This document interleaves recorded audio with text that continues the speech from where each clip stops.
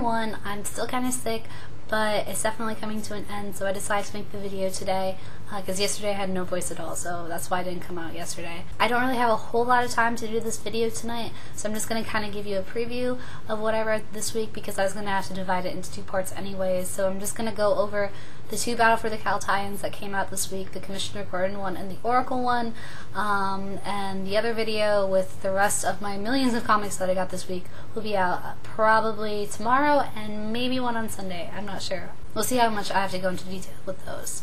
Okay, so this week was definitely like the Gordon family special, and we got to see both Barbara and Jim's take on what they think since Batman's disappearance and what it means for them and their positions in both Gotham and the rest of the superhero world. First, we have Barbara in Oracle, which is part 1 of 3 that they're going to be doing with the Battle for the Cowl.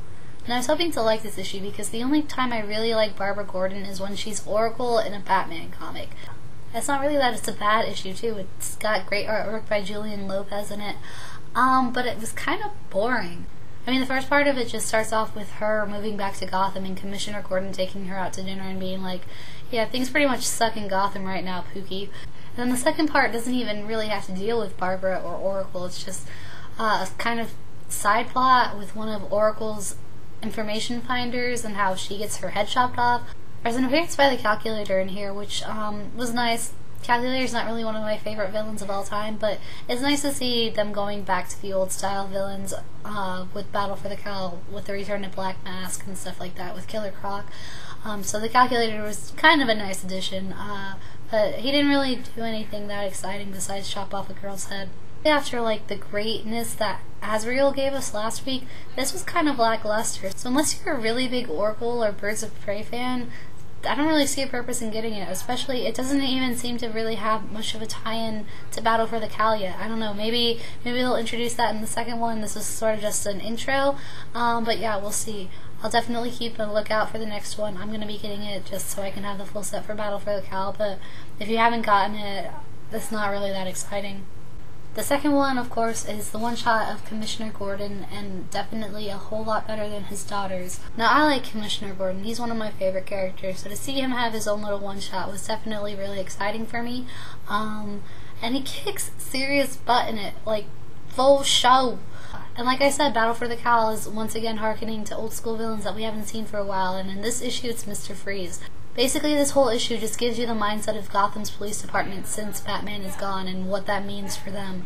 And when Commissioner Gordon is captured by Dr. Freeze, he's faced with the decision of, do I stand up and save myself, or am I just going to let Batman be my savior? And in the end, he realizes that he has to save himself. He can't rely on Batman anymore. And in a way, that's going to have to be the whole mindset of Gotham's police department. They need to take law back into their own hands. They have to be the police officers that they, signed up to be. Also, Mr. Freeze gives us an insight into why he's doing what he's doing at that certain point, why he's unleashing his terror, and it's basically to add or to showcase the grief that Gotham is going through since Batman's been gone.